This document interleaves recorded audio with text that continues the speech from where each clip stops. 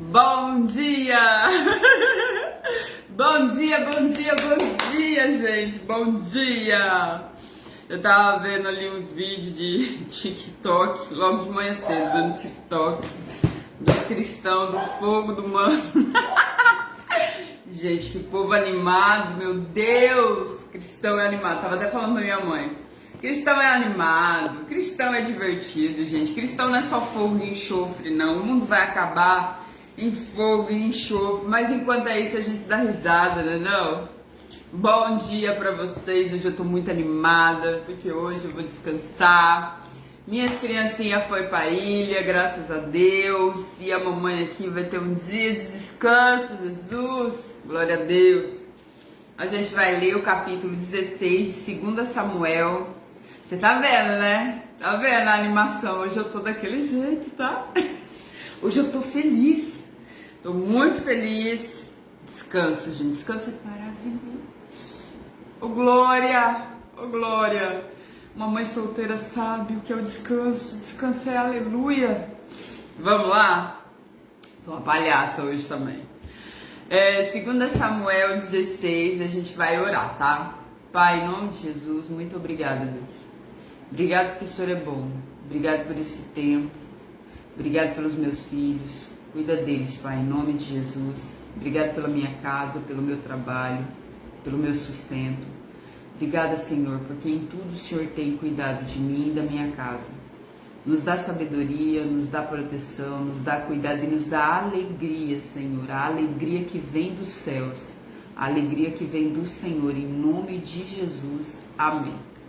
Gente, a gente vai ler 2 Samuel, a gente continua no fogo, né? Caindo fogo na cabeça do Davi.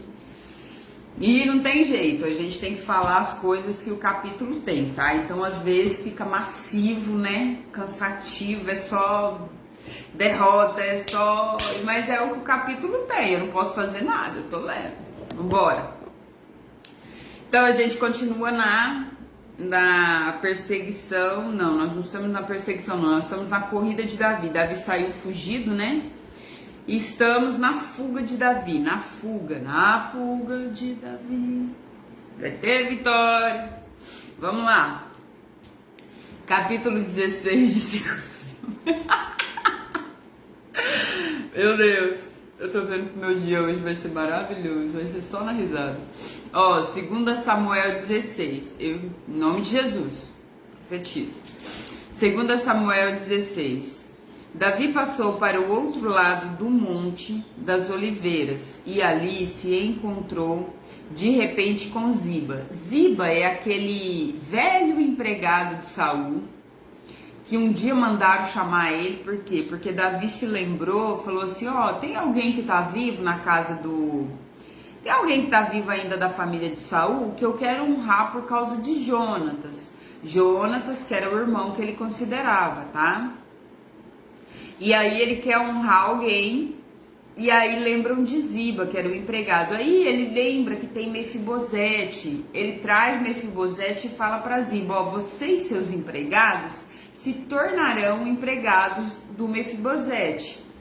E aí ele encontra com Ziba agora, na fuga dele, do Davi, ele encontra com Ziba, o empregado de Mefibosete. Ele trazia 2 jumentos carregados com 200 pães, 100 cachos de passas, 100 cachos de frutas frescas e um odre cheio de vinho.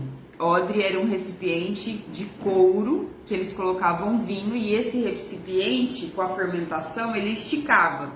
E quando ele esticava, né, ele não poderia ser reutilizado, porque se colocasse outro vinho dentro dele, ele poderia rasgar, tá? Porque ele já tinha se expandido. Então, é por isso que falam que não coloca vinho novo em odre velho. Não se coloca o novo naquilo que está velho, antes precisa ser formado de novo. Isso é lição para outra hora, mas enfim, vocês entenderam. Então, ó, ele trouxe um odre cheio de vinho também. Então o rei Davi perguntou, o que vai fazer com tudo isso, né? Imagina eles cansados, sem suprimento, sem alimento. Ziba respondeu, os jumentos são para a família do rei montar, as esposas. E o pão e as frutas para os homens comerem, e o vinho para beberem para eles beberem quando ficarem cansados no deserto. Dá uma anestesiada, né? Dá uma melhorada. Onde está Mefibosete, o neto de seu patrão Saul? Perguntou o rei.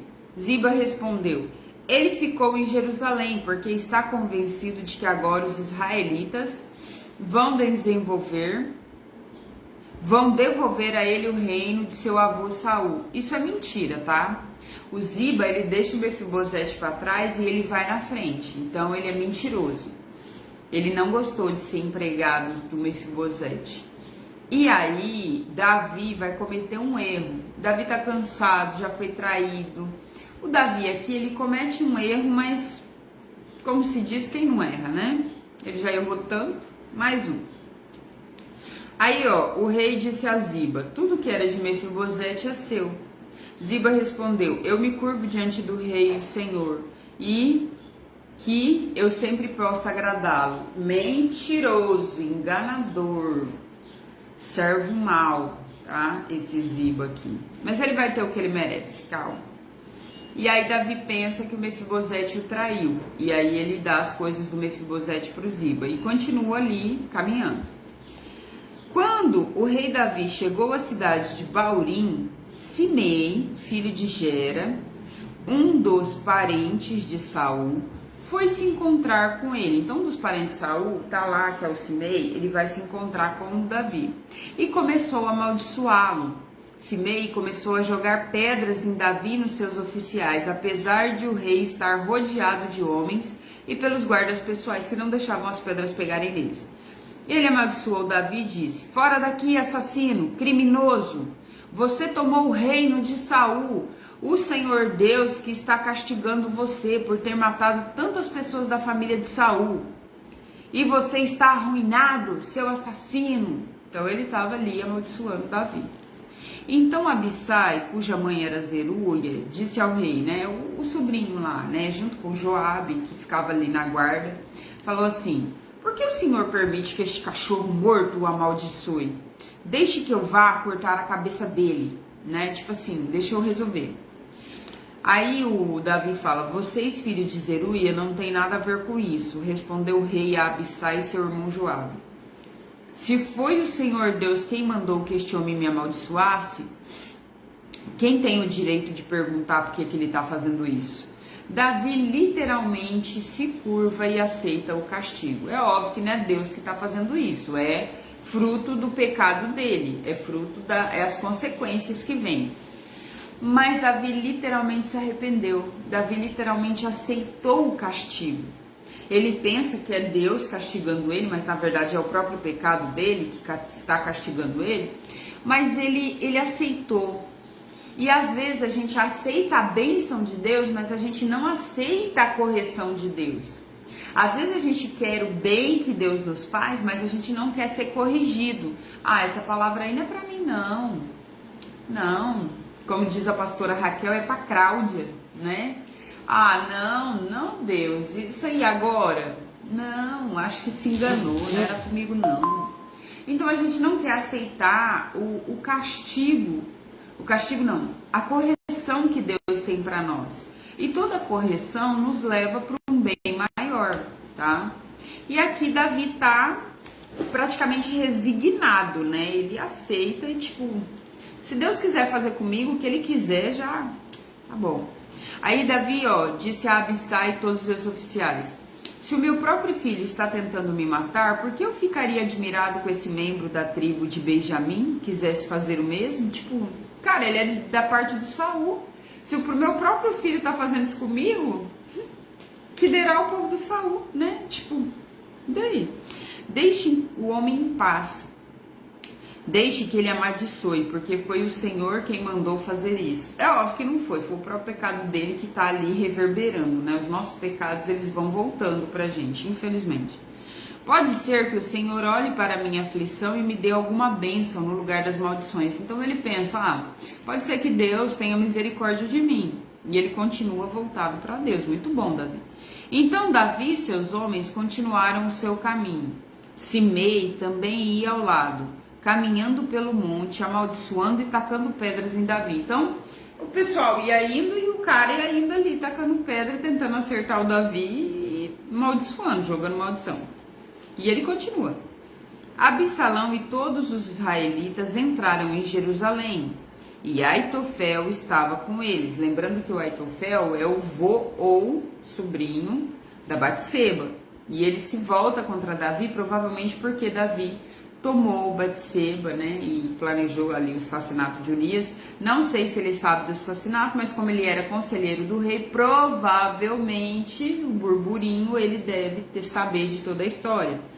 Então, ó, quando o Sai, que é aquele conselheiro de Davi, que Davi manda voltar e ficar como espião, quando o Sai, o conselheiro particular de Davi, encontrou Absalão e gritou, então ele volta para a cidade. E aí ele tá chegando, o Absalão tá chegando.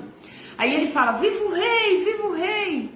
E Absalão perguntou, onde está a sua fidelidade para com seu amigo? Né? Tipo, você não é do rei, do Davi, do meu pai?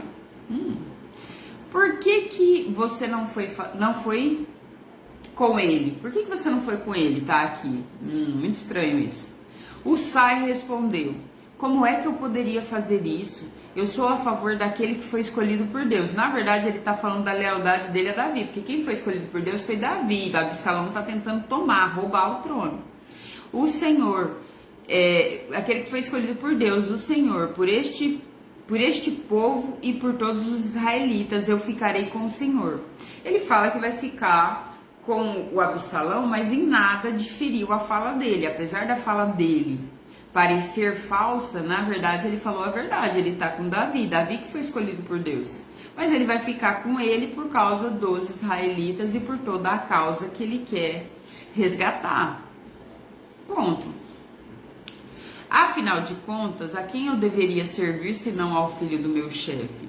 Assim como servi seu pai, e agora eu servirei. Aí aqui ele realmente foi falso.